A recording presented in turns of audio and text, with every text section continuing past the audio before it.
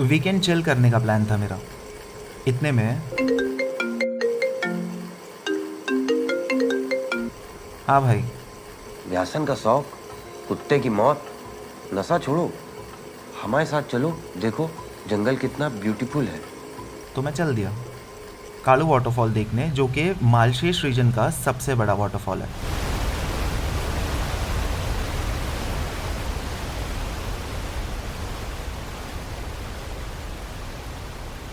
Kalu waterfall originate होता है हरीशचंद्रगढ़ mountain range से और बहता है तितबी विलेज से होते हुए, जो इस ट्रैक का बेस विलेज है। जुन्नरच्या काळू धबधब्यावर अडकलेल्या पर्यटकाला वाचवतानाचा थरार पाहायला मिळालाय। काळू धबधबा हा 5 टप्प्यात खोल दरीत कोसळतो।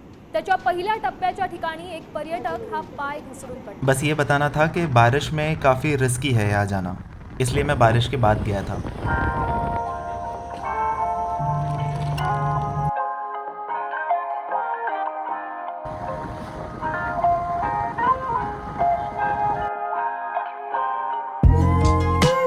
मैं कोई ट्रैकर नहीं हूँ और ट्रैकिंग मेरा पैशन भी नहीं है, पर साल में एटलीस्ट 2-3 बार मुझे ट्रैक करना चाहिए, ऐसा लगता है मुझे। और ऐसे लगने के पीछे मेरे पास 6 रीज़न्स हैं। पहला रीज़न है कि महाराष्ट्र के सारे ट्रैकिंग रूट्स अक्सर रिमोट विलेजेस में होते हैं, जहाँ लाइफ शहर से बिल्कुल अलग होता है। दूर कुएं से पानी भर के अपने घर लाते हैं, कपड़े एक बटन के दबाने से धुल के नहीं आते, इलेक्ट्रिसिटी भी अपना मन का मालिक होता है, सबसे नज़दीकी किराने का दुकान भी कितना दूर होता है। It makes me realise how much I take things for granted and it's kind of humbling to मी।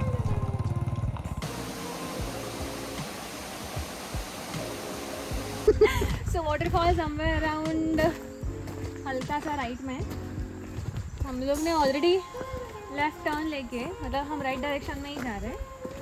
तो दूसरा रीज़न है कि while trekking I feel most closest to the nature.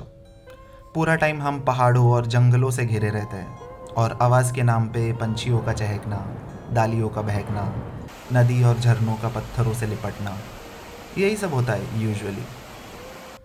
तीसरे रीज़न से पहले मैं तुमको मिलवाता हूँ पैराडाइज वाटरफॉल से, जो कि कालू वाटरफॉल का पड़ोसी है। दूर से सुंदर लगता है काफ़ी, पास में गया नहीं, शायद यहाँ ज़्यादा लोग जाते भी नहीं हैं क्योंकि नहीं सुना है मैंने इसके बारे में कभी कुछ। सो द थर्ड रीज़न कि मुझे ट्रैक क्यों करना चाहिए। As the hike gets steeper so does the struggle to catch my breath. वहाँ खटकता है मुझे सिगरेट से मेरा रिश्ता। फेफड़े हल्के से ही सही पर चीखती ज़रूर है। कैसा करेगा एवरेज बता मेरे को। Reason number 4. The forest demands attention. You have to be aware of the surroundings all the time. सही रास्ते पे टिके रहना, मेरे बैकपैक पे नज़र टिकाए बंदरों से सावधान रहना, गीले पत्थरों पे लगे लीचन पे ना फिसलना, नदी पार करो तो उसकी गहराई को समझना, ये चीज़ें मुझे काफ़ी इन द मोमेंट रहने पे मजबूर करती है। अभी ऐसे ही हाथ पकड़ना नहीं है रे फ्लो। नहीं है, फ्लो नहीं है, इसीलिए बोला। तो मतलब इधर तक गिला होएगा, तो मतलब तुम लोग थोड़ा ज़्यादा गिला होएगा।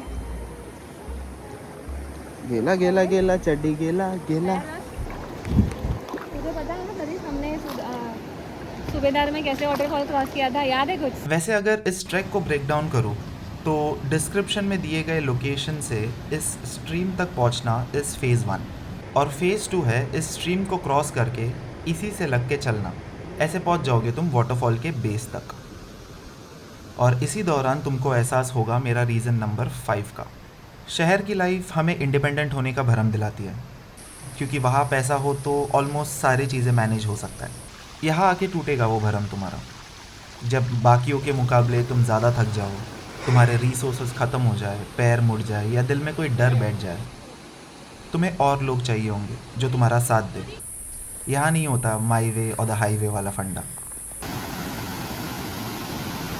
कालू वाटरफॉल 1200 फीट ऊंचा है, जो 5 पार्ट में गिरता है, और गॉड्स वैली से होते हुए it continues its journey as Kalu river.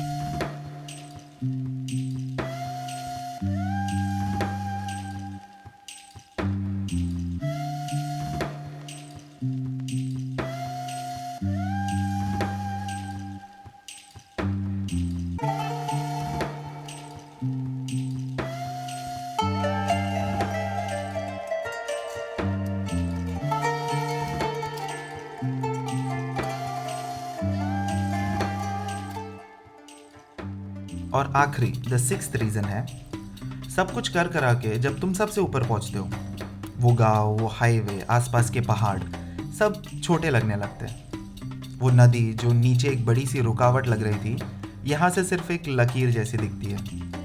More than a sense of achievement, it's a feeling of deep gratitude that I feel. तो ये सारे थॉट्स को बीच बीच में रियलिटी चेक देने के लिए मुझे लगता है कि मुझे कभी कभी ट्रैक करना चाहिए। कालू वाटरफॉल देख के मन तो भर गया था, पर बस मन का भरना भी काफ़ी नहीं होता। अगर होता तो क्या कोई रोज़ दफ्तर के चक्कर लगाता।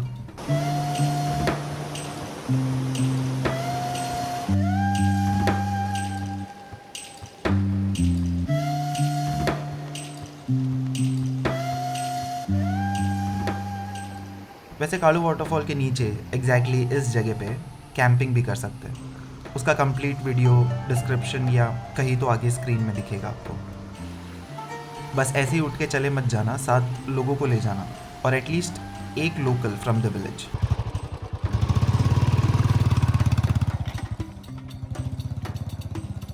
हो गया वीडियो, बाय बाय।